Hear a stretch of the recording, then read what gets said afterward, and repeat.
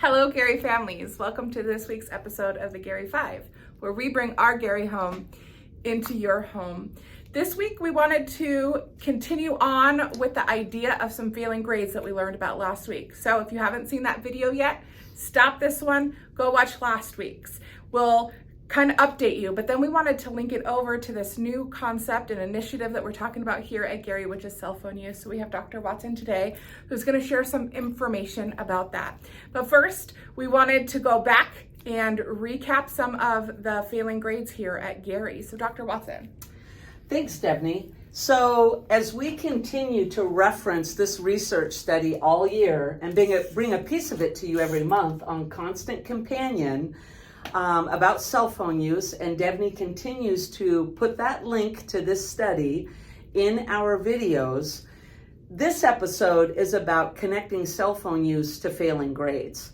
So like Debney said, we're going to review last week's video quickly about the alarming numbers of students who are failing one or more classes. Sixth graders are failing 55% of our kids are failing one or more class.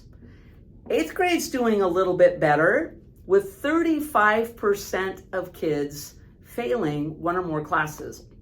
Still shocking, both of those statistics. Seventh graders, my gosh, families, 70% of our seventh graders are failing one or more classes. We need your help. We need to team together with you. Now, I'm going to go back to Smarter Balance data from this last spring. And Smarter Balance is measured by literacy and math. And it measures your percentage of kids who are at grade level standard.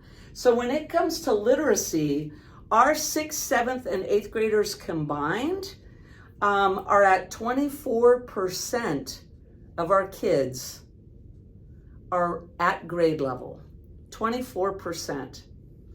When we look at math for last year, it was 17%.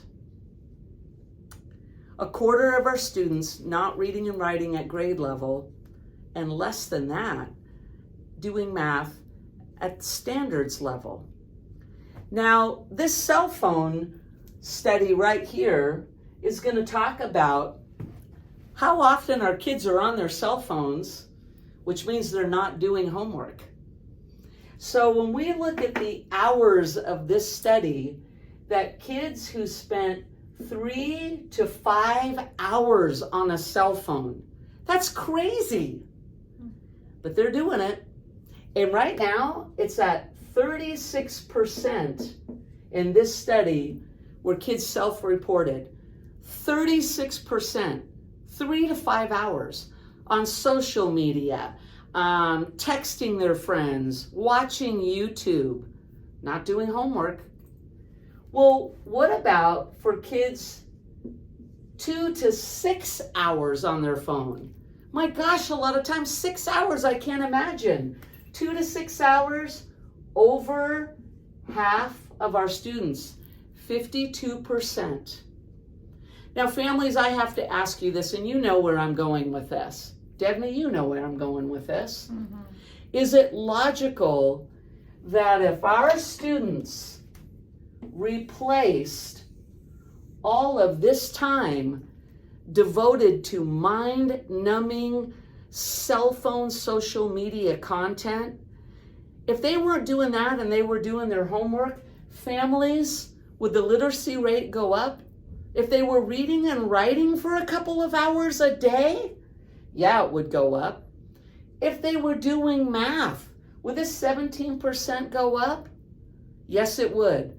Failing grades right back here, if our kids spent this much time doing homework, would the grades go up? We all know the answer to that. We need your help, families. We need to partner with you. Boy, we're doing everything we can in the classroom to keep kids focused. But we all have to work on this together.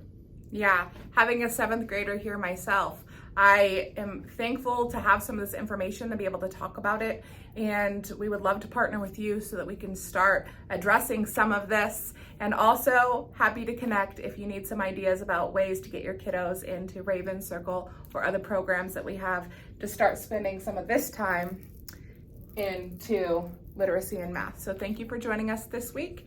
Remember, the link is below if you wanted to read this study, and we will catch you again next week.